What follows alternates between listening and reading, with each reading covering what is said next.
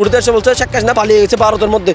ওইটা বলার সাথে সেখানে পুরো জেলখানার মধ্যে একটা বিপ্লব হয়ে গেছে। বলছে তুমি হচ্ছে বড় মাফিয়া, তোমার নেতৃত্বে আন্দোলন হচ্ছে, আর আন্দোলনের টাকা কোথায় জায়গা আসে সেটা তুমি জানো।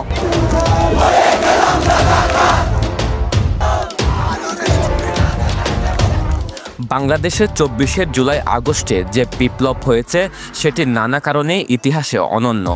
সব শ্রেণী পেশার মানুষের অংশগ্রহণে এই বিপ্লবে নেতৃত্বে ছিলেন তরুণ যুবক যুবতীরা। ২৪শের বিপ্লবে বাবা মা তাদের সন্তানদের ঘরে আটকে রাখতে পারেননি, সকলেই ছুটে গিয়েছিলেন রাজপথে।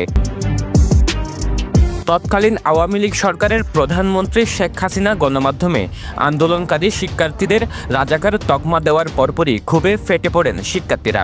কোটা বিরোধী আন্দোলন রূপ নেয় সরকার পতনের দাবিতে উত্তাল এক গণ আন্দোলনে। রক্তাক্ত আন্দোলনের সফলতা ধরা দেয় ৫ আগস্ট আজকের এই দিনে। সাবেক প্রধানমন্ত্রী শেখ হাসিনা ক্ষমতা ছেড়ে ভারতে পলায়নের মধ্য দিয়ে তারুণ্যের শক্তি যে রোখা যায় না সেটি আবারও প্রমাণ করে ছাড়ে শিক্ষার্থীরা। ৫ আগস্ট দিনটি ছিল শুক্রবার। সারা দেশের মতো কক্সবাজারেও জুলাইয়ের রক্ত ঝরার পর বিজয়ের দিন ছিল অন্যরকম উৎসব। সেদিন শহরের বিভিন্ন মোড়ে অবস্থানরত আন্দোলনকারী শিক্ষার্থীরা মিছিল নিয়ে এগোতে থাকে শহীদ মিনার প্রাঙ্গণে বিজয়ী বাংলার পতাকা উড়াতে।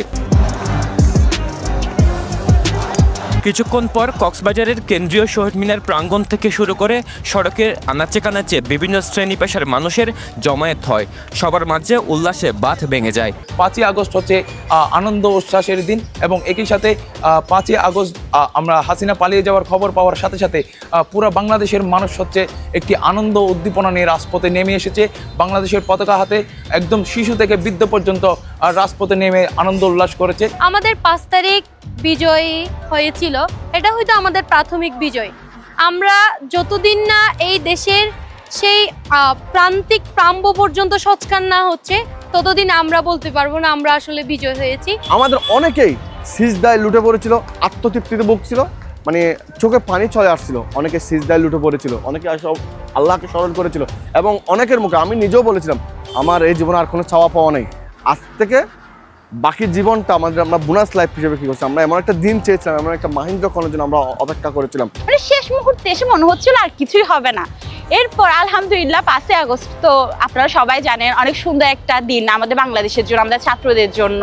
আমরা নতুন করে একটা স্বাধীনতা পাইছি বলতে গেলে। ওই দিন জোহরের নামাজের সিজদায় আল্লাহর কাছে অনেক কান্নাকাটি করেছিলাম যে খুশিতে, যে তখনই আর মসজিদের মাইকে গিয়ে ঘোষণা দিয়েছিলাম যে আমরা এখনই আনন্দ মিছিল বের করব। সবার সর্বাত্মক প্রচেষ্টা ছিল, সবার একটাই লক্ষ্য ছিল, সেজন্য আমরা বিজয় ছিনিয়ে আনতে পেরেছি। ৫ তারিখ অ্যাকচুয়ালি হাসিনা পালানোর খবর শুনে পুরা কক্সবাজার জুড়ে যে আনন্দ মিছিল করেছি, আনন্দ মিছিল দেখেছি, মানুষের মধ্যে যে আনন্দ দেখেছি, চায়ের দোকানদার তার সব কিছু ফ্রি করে দিচ্ছে, রাস্তায় যারা হকাররা আছে তারা সব ফ্রি করে দিচ্ছে। আমরা দেশের জন্য এতটুকু সংগ্রাম করছি, এটা কিছু না। আমরা যতদিন বেঁচে আছি আমরা এই সংগ্রামটা আমাদের যে ভাইরা শহীদ হয়েছে তাদের স্মৃতি নিয়ে তাদের রক্ত বৃথা যেতে দেব না আমরা। জুলাই আন্দোলনে সাধারণ ছাত্রদের সাথে অন্যান্য রাজনৈতিক দলের ছাত্র সংগঠনের নেতাকর্মীরা নেপথ্যে থেকে জোরালো ভূমিকা রাখে। এই দলগুলোর বহু নেতাকর্মী রাজপথ থেকে আন্দোলনকে সফলতার ধারপ্রান্তে নিয়ে যায়। তারাও সেদিন উল্লাসে মাতে সরকার পতনে। যখন ঘোষণা এসছে হাসিনা পালিয়ে গেছে তখন ছাত্ররা মোবাইলে পার্শ্ববর্তী দোকানগুলোতে হোটেলগুলোতে তারা টেলিভিশনের খবরটা দেখছিল, টেলিভিশনের খবর দেখছিল আর ইনকিলাব জিন্দাবাদ বলছিল, নারায়ে তাকবীর আল্লাহু আকবার বলছিল। অসংখ্য ছাত্রছাত্রী রাজপথেই লুটিয়ে পড়ে আল্লাহ রাব্বুল আলামিনের কাছে সিজদা দিয়ে তারা আল্লাহর শুকরিয়া আদায় করে। ছাত্র জনতার এবং গণজনতার যে গণ অভ্যুত্থান হয়েছে সেখানে বাংলাদেশ জাতীয়তাবাদী ছাত্রদের এবং কক্সবাজার জেলা বিএনপির বিভিন্ন ইউনিটের, বিভিন্ন ওয়ার্ডের, বিভিন্ন জেলার উপজেলার নেতাকর্মীরা সেখানে সক্রিয়ভাবে প্রত্যক্ষ এবং পরোক্ষভাবে সম্মুখ সারির যুদ্ধ হয়ে ওই জুলাই আগস্টের গণ অভ্যুত্থানে অংশগ্রহণ করে। কারণ আমরা সবাই তাহাজ্জুদের নামাজ পড়ে আল্লাহ ওই দিনও রাতেও আল্লাহর কাছে চোখের পানি ফেলে আল্লাহর কাছে চাইতাম যে যেন এসে ওই ফ্যাসিস্ট হাসিনা সরকারের পতনটা যেন আমরা দেখতে পারি। কারণ তারা আমাদের উপর 15টা বছর যে নির্যাতন নিপীড়ন করেছে জাতীয়তাবাদী পরিবারের উপর, বাংলাদেশের উপর, তা আসলে ভুলার নয়। তারা যে বলেছিল তারা দেশ ছেড়ে পালাবে না, তারা ঠিকই জনগণের আন্দোলনের রোষানলে পড়ে এবং জাতীয়তাবাদী পরিবার সর্বোচ্চ শক্তিতে যখন রাজপথে নেমেছে তারা বাধ্য হয়েছে দেশ থেকে পালাতে। বৈষম্য আর অন্যায়ের বিরুদ্ধে সংগ্রামের নাম জুলাই, যার শুরুটা অরাজনৈতিক কোটা আন্দোলনের মধ্য দিয়ে হলেও শেষটা হয় স্বৈরাচার পতনের মধ্য দিয়ে।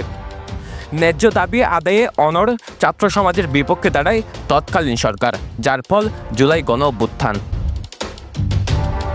সৌরভ সাকিব, পেনুয়া নিউজ।